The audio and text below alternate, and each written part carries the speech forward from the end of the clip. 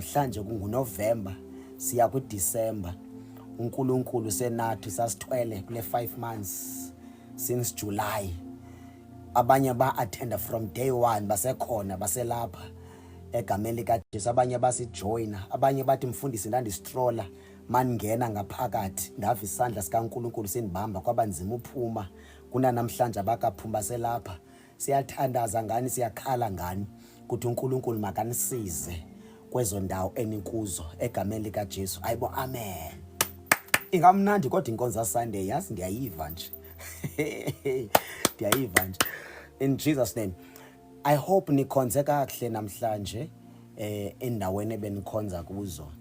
Nathi sikhonze kahle kakhulu. Service yethu namhlanje, wow, it was very powerful. Imnandi kakhulu. I just want to share into ebesifundisana ngayo namhlanje. I believe nawe uyayidinga in your life. Before siye kwi scripture enzoshumayela ngaso, I just want to share into namhlanje. Uzawukhonza wena uthi kangukhonza sewusenkonzweni ngoku seyingenile inkonzo. Namhlanje besifundisa about ukubaluleka kokuba nemali. Ukubaluleka kwemali nobungozi bokuba nemali nobungozi bokungabi nayo imali. Sifundisa ngezinto zi3: the importance of having money, and the danger of having money, and the danger of not having money. Has umzalwane osindisiweyo. So into ebesifundisa ngayo ke leyo, andikuthandi ke ukufundisa ngento edibenise nama finances kwi social platforms, ngesizathu sokuba most of the pastors bayithande kakhulu imali to a point where abazalwane badikwa into edibenise nemali. And then i-gospel ye prosperity ifike yabenza abazalwane baba ne-attitude wrong towards money to a point where abanye abantu ba against the blessing of God nokuba nemali. Funze a lot ubana iBhayibhile ku Matthew chapter number 6 it Matthew chapter number 6 verse number 24. It Bible, you cannot worship God and money. The Bible does not say you cannot worship God and the devil. Why Bible is what you cannot worship God and the devil? Yasuke yati you cannot worship God and what? And money. Which is money, it's a God. Money is worshipped. Out unxawuya kumeka ku 1 Timothy chapter number 6 verse number 10 izothi iBhayibhile phayana to love money, it is the root cause of all evil. Abantu abenza into ezi evil nezinto ezimbi nezinto ezi dangerous but drive ukukuthanda imali. uNkulunkulu akanayi problem nokuthi umzalwane abenemali. It is the will of God ukuthi sibe ngabantu abaloaded financially. Ukuba nemali, it's a blessing from God. Kuhle ukuba nemali, ku right ukuba nemali. There are many benefits engazichaza zemali. So I am ndingumfundisi o teacher everything. Ayikho ikona endishiyayo xa ndifundisa ibandla okanye building ibandla likaNkulunkulu, because it is my job as a pastor. That's why I receive a calling to teach. So yenye ye issues ebandleni into exupposed by subject even nasesikolweni indaba yokufundiswa into zama finances. So ke ngokuthanda imali, worshiping money, it's when imali siza qala enhlizweni yakho. Xabisa imali, uthanda imali more than God. There are many signs eziprove ukuthi umuntu uyithanda more than uThixo imali, which means now you have become, money has become your master. You are serving money, you are worshiping money, and uSatan uzimela kakhulu ngemali. And then into efuneka understand bazalwane, imali ayo kaSatan, imali kaThixo. Money belongs to God. Money is the idea of God. I-idea zanoThixo. It's just that uSatan wayi-hijacker kwaba ne-spirit esebenza behind money. It is the will of God ukuthi sibe nemali. It is the will of God ukuthi sibe nemali. That's why kuthiwa isilver negolide yekaThixo. Izulu nomhlaba izokhona ivesi ezothi ithi nane, let's keep on tapping the string.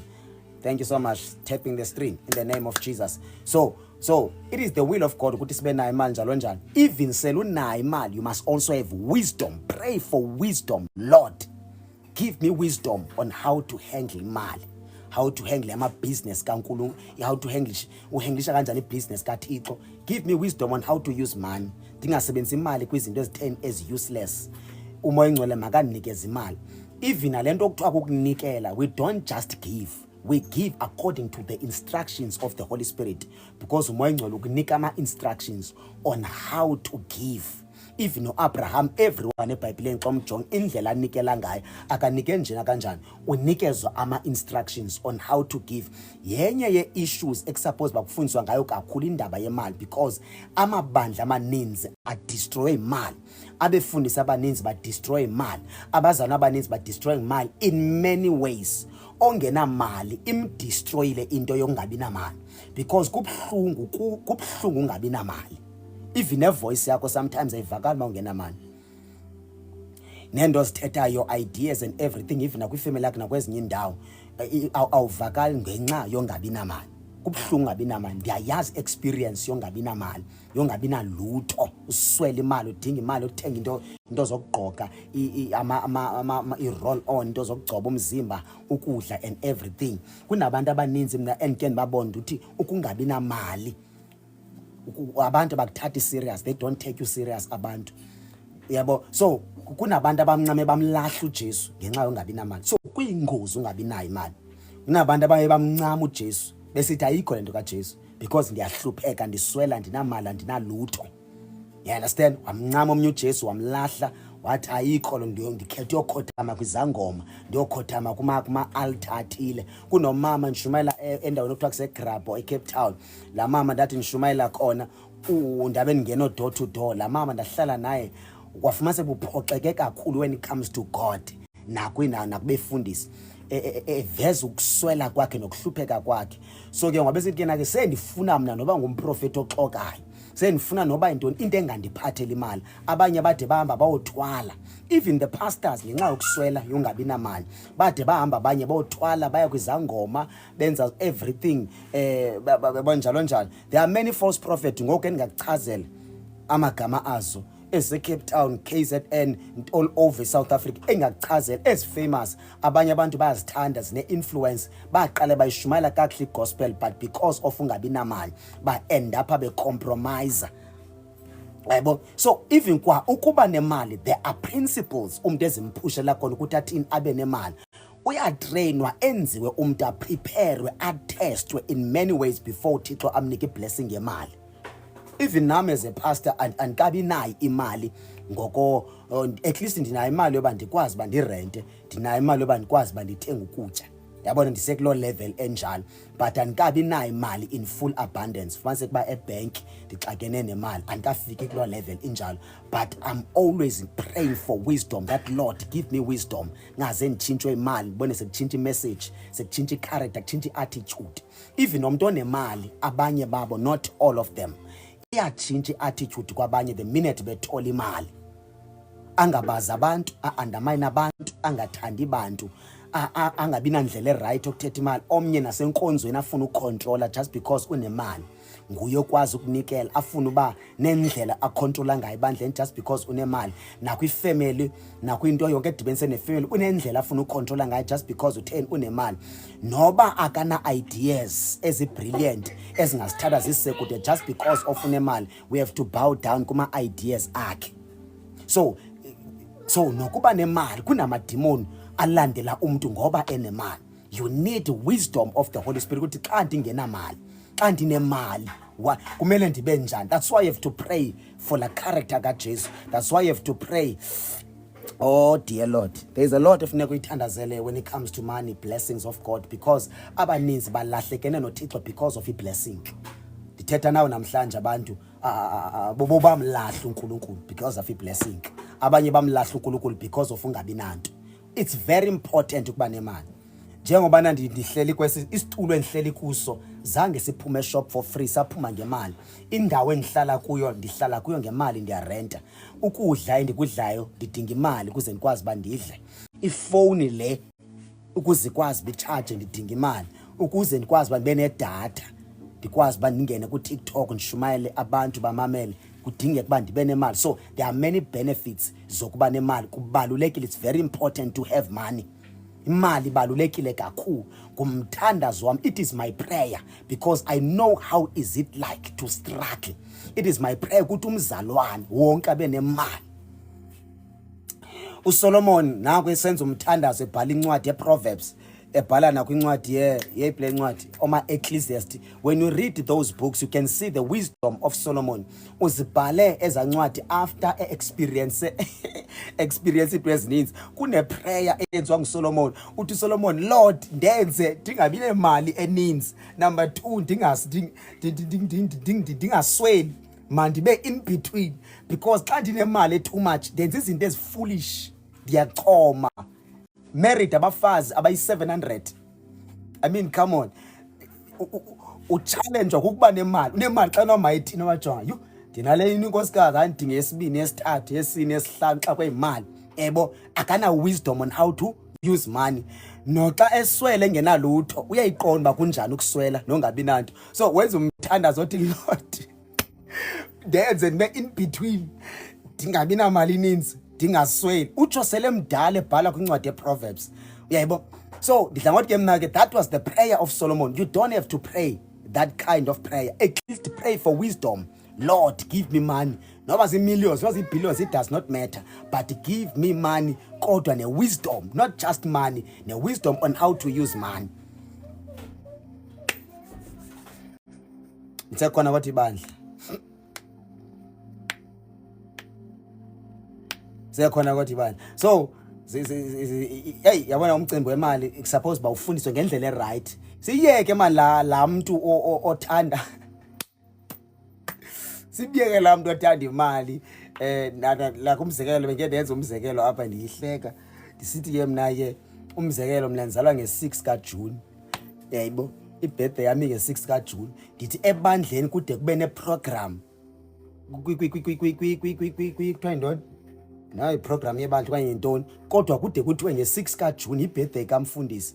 Kufuneka kubethwe i-700, kubethwe i-1000, kubethwe imali ezithile njalo njalo. You understand it? Ke mna ayikwazeki uba loo nto leyo ingaze idibe into ekwiprogram yonyaka idibekwe. Kude kuthiwe uSifungu samenzela ibirthday, then kuthiwe ke ngoku umama uSifungu naye uyazalwa ngedate ethile njalo njalo. Nonyana wakhe, umntwana wabo. Yabona, yeah, plan, thank you so much. Yabo, ndithi irongo loo nto. Ndiyava mna kuthiwa abazalwane badicide ukunikela just once okanye ngelo xesha. Uva wadecide just unikela uba hawu mfundisi, ibirthday yakho, we appreciate you, ngathi sikwenzele something special. It does not mean kude kwenziwe nama-announcement enkonzweni kuthiwa hayi uSifungu kaloku uyazalwa abazalwane, na next day ke abazalwane siyazi uSifungu uyazalwa nge-6 kaJune, funeke senze 1 2 3. Yebo, so zezinye zendlela ezize ne-false prophet zokwenza imali because batheni bathanda imali. So umuntu othanda imali uyayikhonza imali. Ixesha elininzi enkonzweni unama-ideas on how to make money. Even abazalwane abaloaded abakhonza kwinkonzo ezithile, abanye kuthiwa zii-shark, umuntu onemali. Lona ongenamali kuthiwa zii-fish. Uba unamali kuthiwa uyi-fish, bunemali kuthiwa uyi-shark. Yebo, so hey, yabona idimoni lemali, hayi. And ungathandaza umthandazo orongo othi, yabona ndiyawurebuke kubazalwane umthandazo, Thixo ndiyifuna imali, koze ndithi hayi ukhona into uyithandazayo. Thandaza into engekhoyo. Imali uyayidinga, kumele ube nayo imali. Thandaza ngendlela right. Lord, give me wisdom when it comes to money. Give me wisdom. Give me wisdom, because uyaxoka xa uthi uyifuna imali. You are lying. How will you survive? Uzohlala esitratweni, uzolala esitratweni, uzophila ngodla emigqomeni, because utheni ixesha esiphila kulo it needs money. Imali ayonto yonke. Xa ufunda ku-Ecclesiastes chapter number 10 verse 19, ithi iBhayibhile phayana, imali iyimpendulo yezinto zonke. Money is the answer for everything. Pendulo yento zonke imali. Nawe njengoba ufunda uba nantoni, uba nemali. That's the reason to everything. Thank you so much. So wisdom, mayithandazele wisdom when it comes indaba ama-finances. And abantu abaninzi namhlanje thina sishumela kwixesha elibi kakhulu. Kunzima ukufundisa nokuthetha ngomnikelo. kunzima ukushumayela ngomnikelo because abantu abaninzi balimele when it comes to money, and balimele ezinkonzweni abaninzi. Omnye ulimele ngongabi namali enkonzweni, omnye ulimele ngoba enemali enkonzweni. Nendlela yokutrithwa kwabantu ayikho lonto yoba, especially kuthi thina abazalwane, umuntu onemali umuntu ongenamali fumase sibatrita ngendlela engafani. When it comes to God, we are equal, whether you like it or not. When it comes to God, we are equal. Funeka abazalwane sibatrite ngendlela efanayo futhi nangendlela elinganayo. The minute ungumfundisi kunabazalwane obatrita ngendlela engcono because of ama finances abanawo nangokwendlela abasupporta nabanikela ngayo, then abanye abazalwane abangenalutho mase kuba indlela obatrita ngayo awubathathi serious, it's a sign that you have fallen as a pastor. Sign yokuwa leyo, kuthi uwile, ungene kukuyikhonza imali, ungene kukuyithanda imali, uxabise imali more than God, uxabise imali more than umhlambi, the flock yendlu kaNkulunkulu, abantwana bakaThixo. That's why xa ethetha umprofeti uEzekile urelease prophecy uthi phayana, I think, I'm not sure bang chapter bani, uthi bazotsho yabona uzoriyana ke uthini pha umprofeti, uthi xa ethetha umprofeti uNkulunkulu uthi abalose the shepherds of the church, uthi when it comes to sheep uthi abazihoyi zonke igusha ngokufanayo, uthi bajonga ezingathi zinamanqathe, ezingathi ziright igusha, uthi bazihoya ngendlela eright because bafuna ubenefita kumanqathe ezigusha, ezinye ezi abazihoya ngenxa yoboya bazo. Uyayibona? So isign yokuwa okuyithanda imali.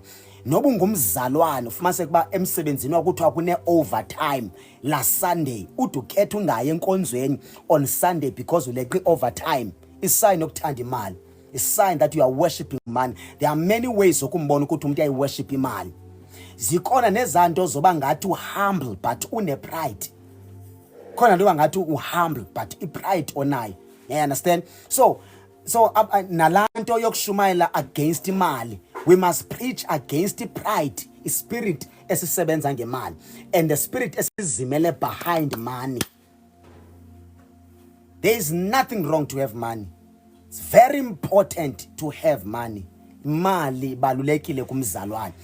Jongani bazalwane, boy notice even a family yakho does not take you serious, even though usindisiwe, even though umkhonza uNkulunkulu uwazi amandla kaThixo, but because of ungenanto, because of ukuswela, because of kunezinto uNkulunkulu angekakunika izona, they don't take you serious. Even your God, they don't take serious your God. Because it's very important to be blessed by God, even ngezinto ezibonakalayo, because abanye abantu bazodonswa yiblessing ukuze basindiswe, betsalwa iblessing yezinto ezibonakalayo. So it's very important ukukhala kuThixo, ukhalela ukuba akublesse ngendlela yakhe ethile. Even uAbraham was blessed by God. Indlela wayeblesswe ngakwathiwa negeneration elandele emveni kwakhe will be blessed, nabazukulwana bakhe. Isaac was also blessed, wazala abantwana abayi-2. After ezala abantwana abayi-2, uJacob nako ethatha iblessing, i-inheritance kamkhuluwa wakhe, kabrother wakhe uyithatha. Ngina ufune manje vula ama scripture, ndicela umuntu amane wabhala phansi lama verse manje ndiwakota. Ningandiboni ngathi ndithanda imali ke bazalwane manje ndithetha ngemali ne. Bangathiwa yiwa asivunga uthanda imali. I'm trying to help someone here. Angomuntu okuthandayo nyani ushumayela ngento ezifana nezi, but ukhona umuntu uNkulunkulu azama ukumnceda apha. Noba uyaqala ungena mhlambi kulo TikTok uyalapha ekhaya, maybe ufika namhlanje sithethwa ngemali, nasenkonzweni bekuthethwe ngemali ngento ezithile. At least andithethi ngemali kuba ndibiza imali ndifundraise ibirthday yami kanye ndifundraise lantoni. I'm trying ukubonisa ukuze ube ne-wisdom when it comes to finances, when it comes to money. Yebo, ngoba uyaqala ungena apha mhlawumbe qoma ubangayanga apha thetha ngemali, ndiyaqala ke nothetha ngemali okondashumayela apha.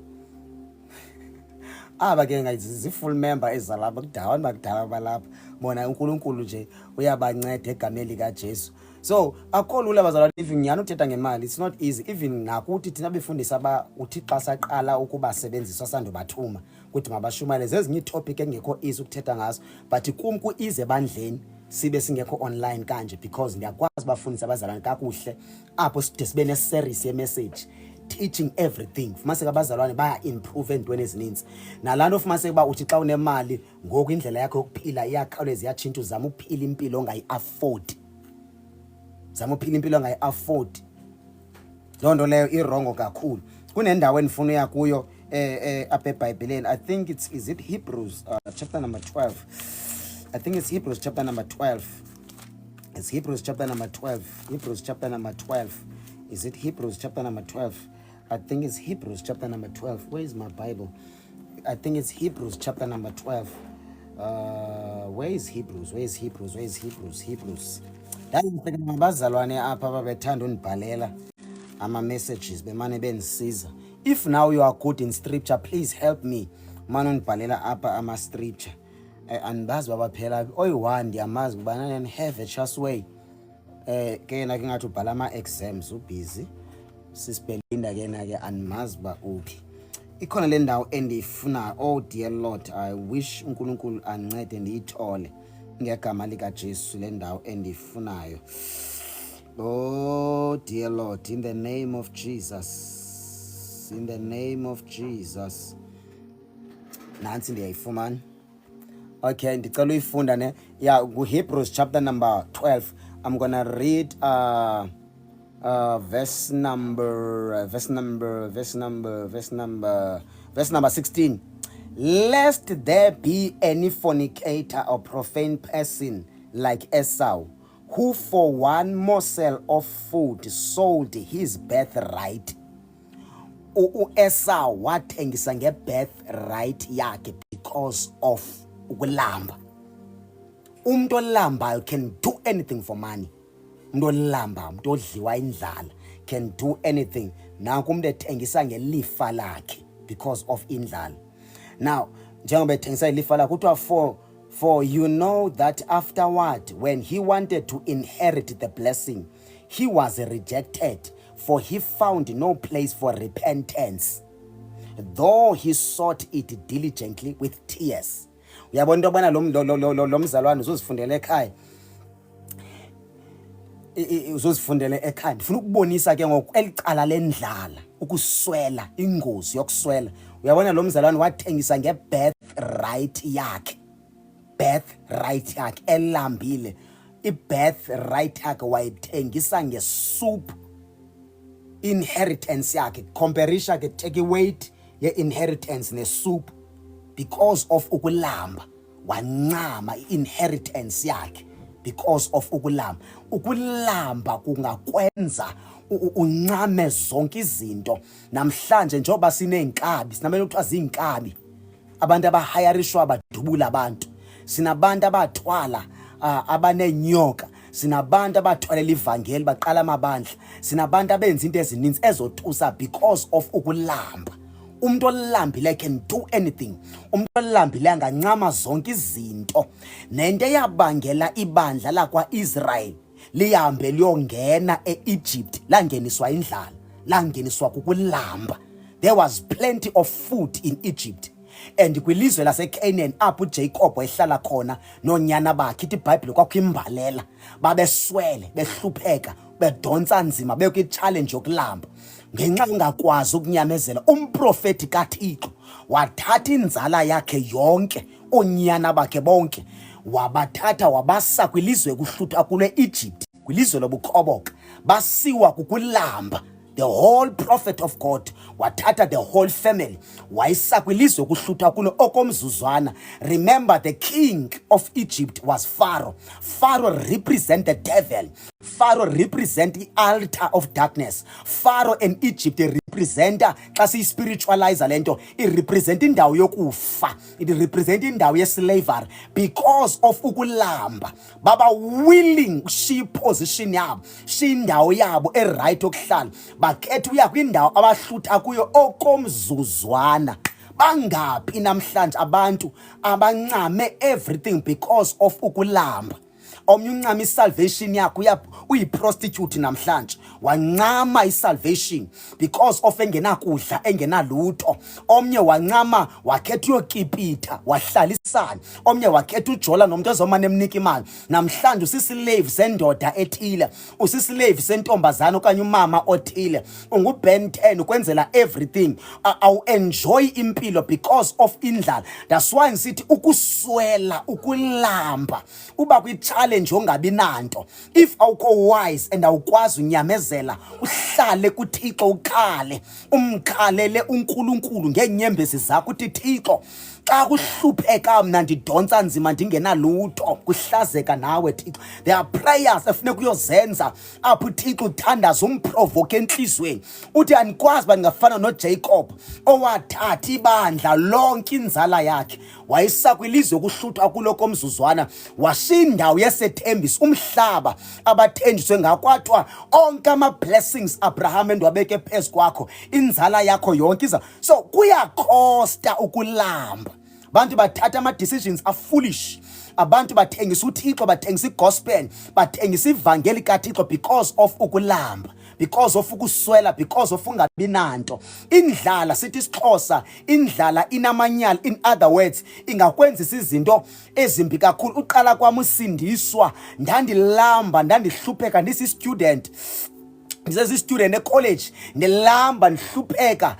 Ndandilamba uqala kwami usindiswa. I remember ndabe ndikhangela umsebenzi, ndiqoma ngase ndingasebenza ngapha because ndi-full time student. Ngapha ndiyalamba enkonzweni, kwangadliwa ke ngela xesha. Ayibo, amen. Kwangadliwa. That's why ndiyicaphukela indlala. Even nasenkonzweni, according to my own vision, kumele kudliwe. Nakonxa nemali enkonzweni kuyadliwa. So kumele kudliwe bahlutha abantu because niyayazi ipain yokulamba. I remember ndilamba. Ekulambeni kwam ndake ndangena ndakhangela i-agent zoku-advertise ama-underwear. Ndabe sendifollow omnye umzalwane, ndike mna ki-right nale ntoba advertise underwear. Athi mzalwane, yo hayi ayinofana na ungumzalwane loo nto. Ndathi sisi wami uhlobo endilamba ngalo, uhlobo endidonsa nzima ngalo. Nabazalwane bayadikwa ngumuntu ophila ngocela, ngumuntu oswele, ngumuntu ongenanto. Ndayeka lo option, ndangena ezithaveni ndiyocela imisebenzi. Ndibatsho yo ndikhathele, umoya ingcwele ngingasela msebenzi nokuthetha kamoya ingcwele, ndine-anger even towards God ukuthi kuthe ndasindiswa ndalamba kanje, ndasindiswa ndastruglisha kanje, ngene ezithaveni ngicela imisebenzi, ezi-restaurant everywhere, anditholi imisebenzi, anditholi lutho. Ndade ndakhathala, ndangena kuGoogle ndakhangela i-agent zosugar mama. Ndaqomba mama ndisengumfana ndisemtsha and ngesasikhathi ndandisaphakamisa neentsimbi. Ndangena kwi-agent zakhona ndiqomba ndikhangela osugar mama, ndiqomba ndizamkhonza uJesu ngapha nzobe nosugar mama. Ekristu uzandithengela into yokudla, uzondithengela into yokugqoka. Ihlazo lami lokuswela nongabi nanto, uNkulunkulu yasikabomba uthini, yebo. Ndandisenela attitude ongacengani noThixo, ndandisenela attitude ongamazi deep umoya ngcwele ne-training zakhe nokupreparwa ngaye. Kanti ngela xesha uThixo was preparing me for his church ukuze njenge-leader ezolida abantu. Xa esithi umuntu ndilambile ndibe ne-understanding. Xa ethi ulambile uthetha ukuthini because nam ndadluliswa kwindlala. Qonkqoza kwi-internet ndikhangela usugar mama, uThixo wavala, akona oyi-1 wayevuma. Nabangathi andabi nalakhi, kodwa before ndisindiswe zonke izinto zazizenzekela zizizele ezinye abangathi cwaka, abanganokha ngapha cwaka, until ndade nathula nathi cwaka, hluleka. After nohlulekile, tshintsha indawo yokuhlala ndemke Cape Town, ndamuvele eJoburg. Nexesha ndimuvele eJoburg wathetha uThixo wathi uyaphi, because kanti ithi bheke eJoburg. Umkela ni Cape Town, wayo isibheke eJoburg. Ndamcenga kwalo Thixo, nathi mna ndiyahamba endiyimento olamba eCape Town, ngeke ndiyimele into yokuswela apha. Bheke eJoburg, sendifika eJoburg estation sakhona kuthiwa yintoni, ePark Station. Xa ndifika yathetha ivoice, uzothini eJoburg? Yabona indlala iyakwazi ukususa, iyakwazi ukuthatha yokugibisela kwindawo uThixo angakufuni kuyo. That's why sixoxa isiXhosa xa sithi indlala inamanyala ikwenzisa izinto. That's why sithi it's very important ukuthi uThixo when it comes to finances asincede. Abanye si-drop out esikolweni, abanye there's a lot enzekayo. As a result eJoburg nafike nathola umsebenzi, ndangena esikolweni ndafunda, ndanqatyelwa libandla. ndaba ngajonga ndikwazi ulithola ibandla elinale vangeli endiyaziyo. That every Sunday nditshintsha amabandla, ndiba ngangena kuleni Sunday ndiphuma ndibhorekile enkonzweni andiyitholi lento endiyifunayo. Ndaba ngaya kweli bandla inyanga until ndade ndaziva uba ndiyaphela spiritual. Ngexesha ndiphelayo spiritual ndaqale ndatshintsha izinto endandiziyekile kuba ndisindisiwe. Njengoba ndisindisiwe 1 2 3 and some ends, slowly ndafumaniseka uba ndiyabuyela kuzo. Kwavuka inkanuko, kwaba nzima ufasta, kwaba nzima uthandaza, kwaba nzima ufunda iBhayibhile, izinto ezininzi kwaba nzima ukuzenza. Imali khona ndandinayo imali, ndisebenza kwindawo eright, ndabe ndifunda ePretoria, everything was fine.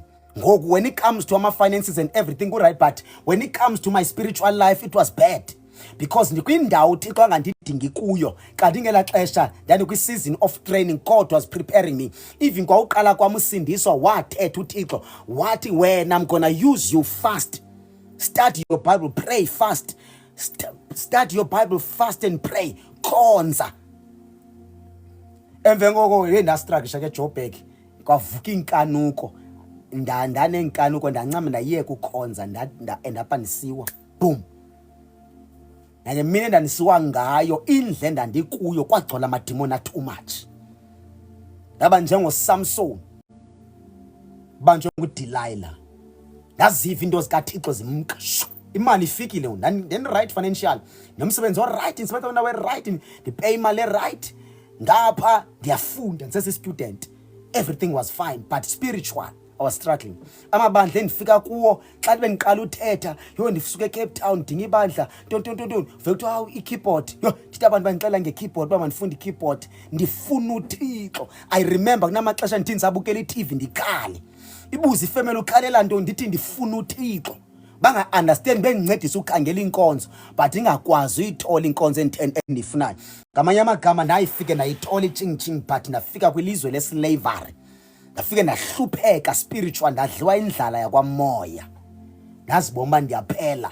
Kunzima ndithola abantu bokuthandaza, kunzima ndithola abantu abaserious, even sekuthandaza 3 minutes or 5 minutes egqitye uthandaza kuyagidwa. Nathi ndazibona ndiyaphelelwa, ndiphelelwa lubomi. Bangaphi namhlanje abazana abalahle uThixo because of ukulamba, because of ukungabi namali. So I'm trying to show you up ukuthi it's very important ukuthi uThixo asincede when it comes to finances. Even kufanele sikwazi uunderstanda, sikwazi uunderstanda xa uNkulunkulu ekufake kwi-training akwenza uhlupheka ungabi nanto. Not that uyahlupheka but kwi-training God is preparing you, God is training you, ukwenza ungabi namali, ukwenza ungabi nalutho. Bangajonga uhlobo endistruglisha ngalo, hey akekho umuntu endimnqwenela lempilo endiyiphilayo, kanti uThixo uyakuprepare for your ministry, for your calling, because everyone une calling ebekwe phezu kwakhe. Bakhona abantu abangasoze bayidinga imali because mhlaba adinga imali bangamlahla uThixo,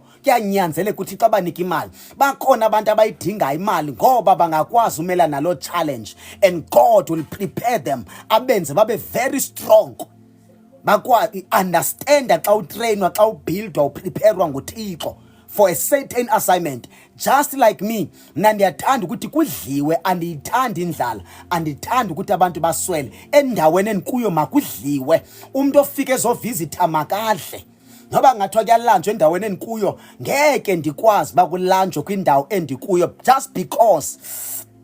just because ndinenhliziyo ethi makuhluthwe Thixo. In other words, xa uThixo ezisa abantu kum, uyayazi uba manisose ndithumela nokudla kwindawo enosivungu, because noba ngubani ofika elambile pha uyawukuthola ukudla because usivungu akanayo inhliziyo nomona ngokutya, because uyayi-understanda imidlala, lento okuthiwa kukulamba. So kubuhlungu uswela, buhlungu ngabi nanto. Lazarus, xa sifuna istory sakhe, la parable uJesu ayichazayo in the book of Luke, apho kuthiwa there was a rich man and a poor man, uLazaro, owayenoThixo but ehlupheka, akekho emthatha serious. Namhlanje uNkulunkulu ngasangangenelela in our lives. Ndiyayazi pain udinga ama-toiletries, into zokugcoba, i-roll on and everything. Ubheke enkonzweni xa kunikelwa, bangajonga anikwazi uba ndinganikela, ndiyafuna unikela but andinanto enginganikela ngayo. I remember abantu kuma besithi kena ke uqala kwami unxiba isuti, bathi ha wena nesuti, isuti wena. Mna ndimafama isuti awuzifuna, awuzithandi. Ndithi ngeke understand, ndingeni afford isuit ndangenayo imali yoyithenga isuti, and results ndathandaza umthandazo othi kuThixo, Lord mhlawumbe iblessa ngesuti every Sunday. Ndifuna ugqoka isuti entsha every Sunday Thixo, that is my prayer. Mhla wanikhumbula uNkulunkulu ndifuna ugqoka isuti entsha, gqoka isihlangu esi-right, because ndiyayazi pain yokuswela, pain yongabi nanto. But mna ndane-understanding that God was preparing me. Omnye wayengenoyi-understand ijeni yam, wayengeno-understand indlela endandiyihamba. Hayi bo, hallelujah.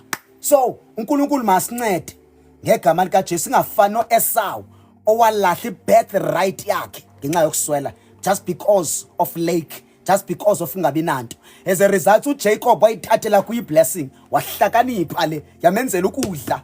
Hayi esi scripture ndiyacela uzusifunde, because this sibaluleke kakhulu esi scripture.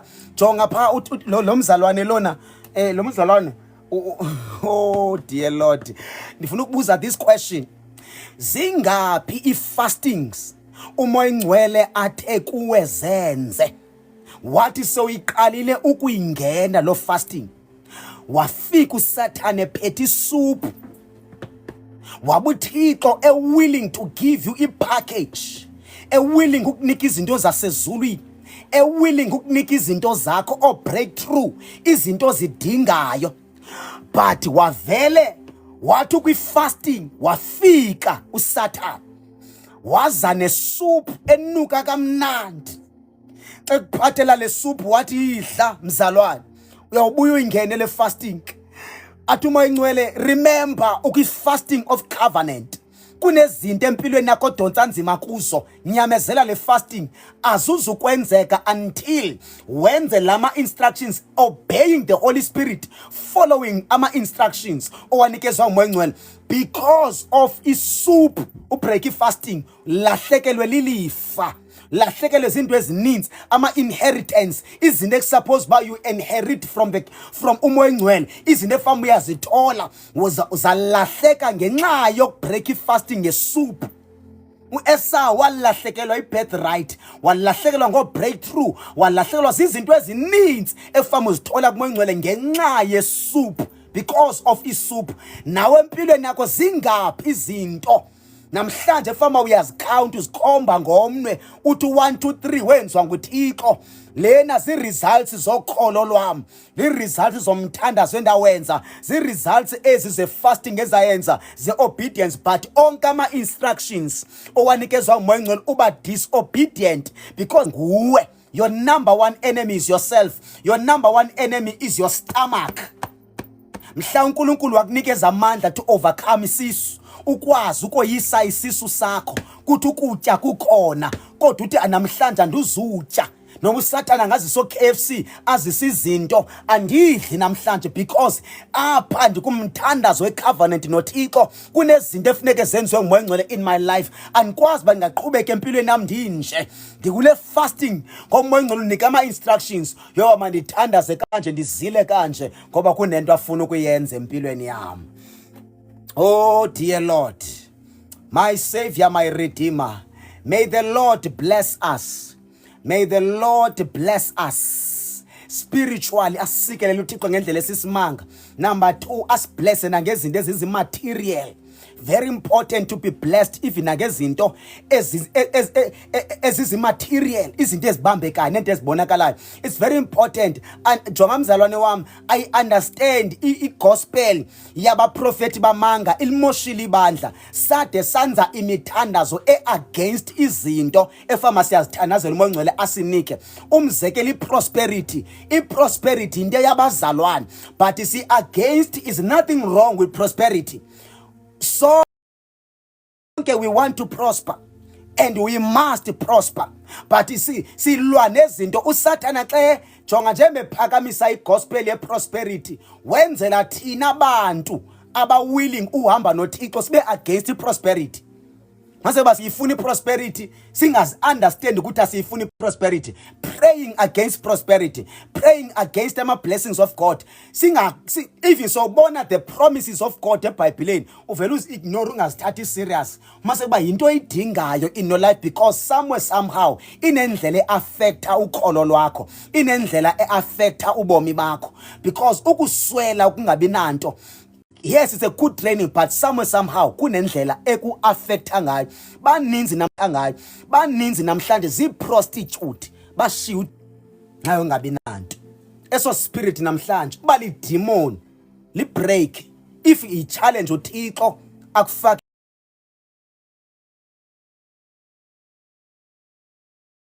This is the will of the enemy. Kwazi uyibona into ofakwe kuyo nguSathane nento ofakwe kuyo ngamademon. Oh dear Lord, in the name of Jesus, let us go to Ecclesiastes and then we pray. Ecclesiastes chapter number 10. Ecclesiastes chapter number 10. We're going to read verse number 19. We're going to read verse number 19. Ecclesiastes chapter number 10. In Shumayel. Then we will close. We're going to read verse number 19. I'm reading verse number 19. A feast is made for laughter. Wine makes life merry. And money is the answer for everything. Money is the answer for everything. Money is the answer for everything. The reason sinabantu abasuke from Eastern Cape, Mpumalanga, Limpopo, in different provinces, babheke Joburg, it's because they are looking for money. The reason you are in Johannesburg, it's because you are looking for money. We have people basuke from Eastern Cape, babheke Cape Town. You are because you are looking for money. Kunabantu abashifted from different places. Abanye baya kwamanye amazwe in different countries. It's because you are looking for money. Imali iyimpendulo yezinto zonke. Ngumthandazo wami namhlanje ukuthi kulento uThixo beyenza kwiservice ebesinayo namhlanje enkonzweni. Ngumthandazo wami ukuthi uNkulunkulu namhlanje egameni lika Jesu makakukhumbule. You must remember you when it comes to finances. Namhlanje, that is my prayer. Ukuthi uThixo akukhumbule. May the Lord remember you. Not just you, even your family. Remember, ndifuna usifunde iscripture esiku Matthew chapter number 6, verse number 24, apho kuthiwa khona you cannot worship God and money. Xa unemali, do not worship money. Ungaba undermine abantu, ungabajongela phansi abantu, ungaba destroy abantu because of unemali. Ungazi ungamkhonzi kakuhle uThixo ngoba ungenamali. And make sure ukuthi ebandleni okhonza kulo, even abashumayela abahambisa ivangeli abadingi lutho unemali. Njengobana unemali, become a blessing just because unemali. Yiba intsikelelo, sikelela abantu mabayazi ukuthi ipresence yakho ngoba kukho wena abazulekisha lutho. That's why when you pray to God, God give me money. Imbuzo zovela kuThixo. This is the question that God is gonna azokubuza uzothi, why do you want money? Why do you need money? I-question efuneka ukwazi ukuyiphendula leyo xa uThixo ekubuza lo mbuzo. Why do you need money?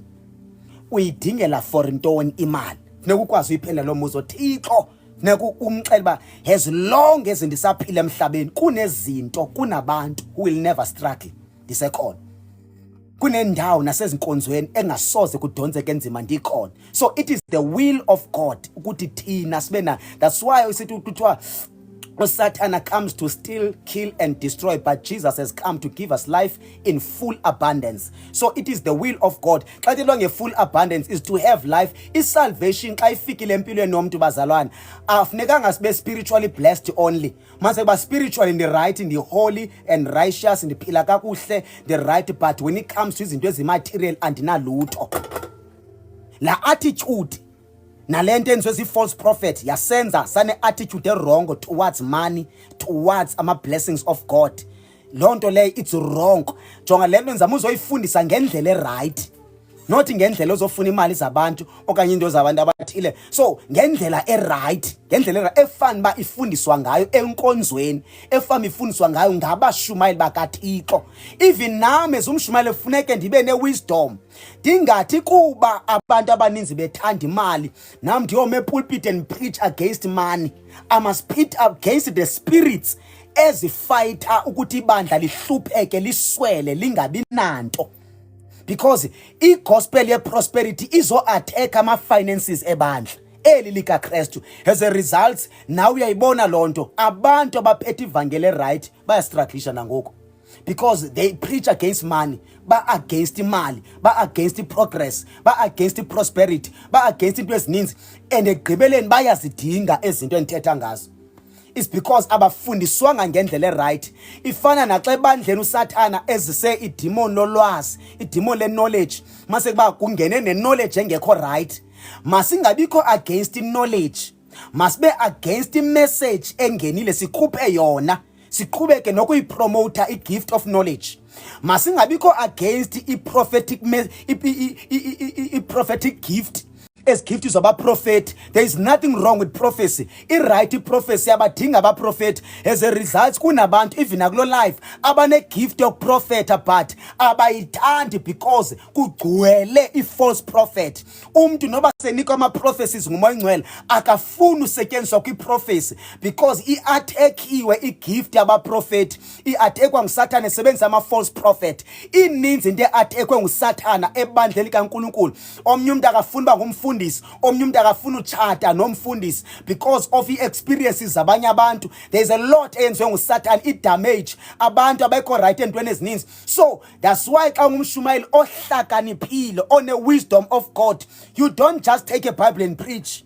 Uyahlala phansi, moya oyingcwele, give me wisdom to deliver this message. I-purpose yokushumayela is not to destroy people, is to kukuba lift abantu bakaThixo endaweni yoba thobela phansi, is to deliver them, is to free them, and ubaphakamise ngegama likaJesu waseNazaretha. So we will pray namhlanje. Noba ulapha ubusowucinga umlahla uJesu because uswele, awunalutho, okanye ulapha unemali zonke, unawo zonke into ezimaterial, the Lord has blessed you ngento ezibonakalayo, and then kodwa awusakhonzi kakuhle uThixo, awusamkhonzi ngendlela right, awusayibona need yokwenza fasting because unayo imali, ifridge nokudla, inezinto zonke.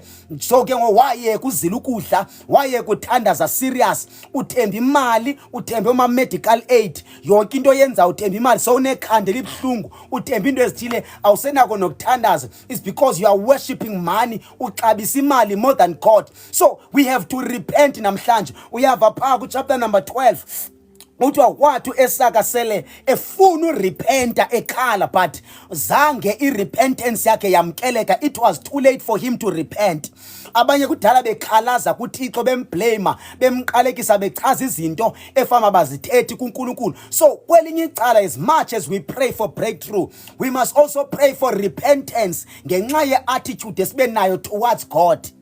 Because he end up change attitude. Mna mntu ongenamali ndibe ne-attitude wrong towards God, ndane-attitude wrong towards abantu abanemali, ndane-attitude wrong towards bonke abantu abanemali. Namo nemali ndi-end-up ngingasamthathi serious uNkulunkulu, ngingasamthathi serious umoya oyingcwele, nda-end-up ndine-attitude wrong towards abantu abanemali. Mase kuba andikwazi ucommunicate nomuntu ongenamali, nabantu endizi-associate nabo it's only abantu abanemali kuphela, because i-pride yokuba nemali indenze andabazi abantu. So kunezinto efuneke sikwazi urepenta kuzo, ukwazi ukuzinotice uba hayi man, ngenxa yokuswela kwam uThixo ndimkhonza ndikhalaza, ngenxa yongabi nanto kwam, ngabi namali, ngabi nanto eziphatheka, uNkulunkulu andisamkhonzi ngendlela efanekile. Kanti i-purpose yokusindiswa kwam is to worship God. Purpose yokusindiswa kwam is to worship God, whether I have money or I do not have money. But the purpose yokusindiswa kwam is to worship God. Namhlanje ndifuna sithandaze. I need to, if you have to repent, repent. If you dinga i-breakthrough namhlanje, uNkulunkulu makakuvulele iminyango. Omnye ujonga u-2026, umoya oyingcwele makavule ku-2025. There are blessings efuneke zehlele in your life ngo-2025. Ii-blessings ka-2025 mazifike kuwe ngo-2025. Ezika-2026 mazifikele phezu kwezika-2025, because every year ine-blessings zayo, ine-challenges zayo. So ukuthi uphela u-2025, u-2025 uphela nge-31 kaDisemba, ngo-12 ebusuku. Don't give up. Give up nge-31 kaDisemba, ngo-12 ebusuku. Uthi Lord, I've been praying for this. Akwenzekanga ngo-2025, kodwa ndingena ku-2026 ndisamile kulo mthandazo, zaqhubeka nalo mthandazo. Don't give up. Don't give up. suba ne-attitude enjalo when it comes to God. Suba ne-attitude, singabantu bokholo. Don't be limited by time. Don't be limited by knowledge onayo. Don't be limited by environment. Don't be limited by ama-message owareceivayo. Suba ngumzalwane onjalo. Singabantu be-faith abangakholelwa kwigama elithi impossible. Sikholelwa kuThixo we-possibilities. In the name of Jesus. Noba sele sinayo imali, konke sengifuna sithandaze, noba sele sinayo imali, we must be careful even kwalanto okunikela ngokublackmailwa. Lanto ofumanise kuba imali una but ndiya blackmailwa ngoindlela ekufuna kundinikele ngayo. Ndiya blackmailwa, ndiya abuse when it comes to finances. We must also become careful naxa sele sinayo imali. That's why we must also pray for wisdom of the Holy Spirit. Be careful. That's why in city when we give according to the instructions of the Holy Spirit. It is the Holy Spirit who will instruct you ukuthi nikela kanjani. Nikela kanjani. Nikela kanjani. Unikwa ama-instructions. Amofunde eBhayibhelini zobabona bonke babethi xa benikela babenikelwa according to ama-instructions. Into yomnikelo does not need ama-scripture. Xa ungumntwana kaThixo, you have a heart of giving. It's in your genes. It's in your blood. It's in your heart to give. You are willing to give. Iphila kuwe lento. You are a cheerful giver. Iyaphila kuwe lento. Awudingi noma sometimes enkonzweni kude kuthilwe amavesi kushunyayela umnikelo. Lento iyaphila kuwe ingasungapha. Ngasungapha nenhliziyo engasingapha. Be careful ke nokuncukuthwa ngabazalwane, because nasenkonzweni sinaze abazalwane abazokuncukutha xa bekubona ukuthi ngumuntu ofinancially right. Ofumanise kuba umuntu akasak-enjoy ukukhonza just because uattende ibandla ujonga imoto yakuthiwa yu uhamba ngemoto enje. Xa uphuma inkonzo ndicela undiboleke i-200, omnye ngena i-phone call ndicela undiboleke i-500, omnye ngapha eyakuWhatsApp ndicela undiboleke imali ethile. So nawe mzalwane ungablackmailwa ngoba unemali. Ungablackmailwa ngoba unezinto. Nawe wena ongekabi nanto funda ukwanela iposition uThixo asakubeke kuyo. Masinga abusani ebandleni when it comes to finances. Let us not abuse each other. We must respect each other. Egameni likaJesu waseNazaretha, nelo tyala onalo zama ukulibhatala. Umoya Ngcwele kunceda kunabazana abakhala ngawe awukakwazi babhatala. If awukathetha nabo uyoxolisa, uhlale nabo phansi. If awukabi namali ube honest, andinamali nalutho, ndiyaxolisa abazalwane. Nawe phuma nakulento okuthanda ukuthini ukuboleka imali. And imali xa isiza abazalwane iyasetyenzelwa imali. You have to start a business. If awukawuthola umsebenzi, keep on knocking the doors down. Ukhangela umsebenzi. Don't just fold your arms. Uthi God is gonna give me money. God is gonna give me money. I have faith in my God. Kodwa wenze lutho. Into ezisimali kukusebenza. Yasetyenzelwa imali. Yasetyenzelwa imali. So i-laziness mayiphume nakubazalwane. Ambofunda incwadi ye-Proverbs. I-Proverbs ifundisa kakhulu ngazo zonke izinto endithetha ngazo apha. It's gonna give you wisdom. Masinga abusani ebandleni likaNkulunkulu. Masithandane, sihloniphane, siphathane kakuhle egameni likaJesu. Nala mntu manje onemali bazalwane sikhonza naye ebandleni, masiye kumhlukumeza ngemali afumase kuba akasakuthandi nokuya enkonzweni. Kunabantu abanemali uThixo bablessile ngemali kodwa abasakuthandi ukuya enkonzweni because oko baboleka imali, oko bacelwa imali, oko into edimenise nemali. Mase umuntu hey andisakuthandi yakula nkonzo. Kwenzeka ntoni pha? Oko imali. So andikwazi ba unizothandazela ntoni ngoku. Mna I'm gonna pray over your life. I'm gonna pray over your life. Unodinga i-breakthrough when it comes to finances. Umoya Ngcwele makakuncede. Wena ofune kurepentile, repenta. Wena odinga wisdom when it comes to finances and everything. Njalo njalo. Sometimes kuyafuneka kwabanye abantu uthi unayo imali uthi awunayo, akhonto irongo apho. I understand bazokutela ama-scripture nama-verses uthi andinayo ngexesha unayo. Futhi ngexesha ayazi ukuthi utheni imali unayo. Just because une-spirit angafuna udila naso yena, esohlula yena spirit esimenza afuna uabuse abantu abanemali.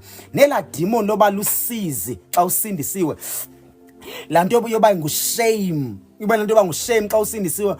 Kufuna usizelwa wenzela into ezithile. You understand loo nto leyo? Be careful even nakubazalwane abanjalo xa usindisiwe. You are not ashamed. You are not ashamed xa usindisiwe. You are not ashamed xa usindisiwe. So that's why sometimes abazalwane sikwazi uba provoke kuze baphakame. Moya Ngcwele abancede. in the name of Jesus. Just close your eyes and open your mouth and pray for yourself.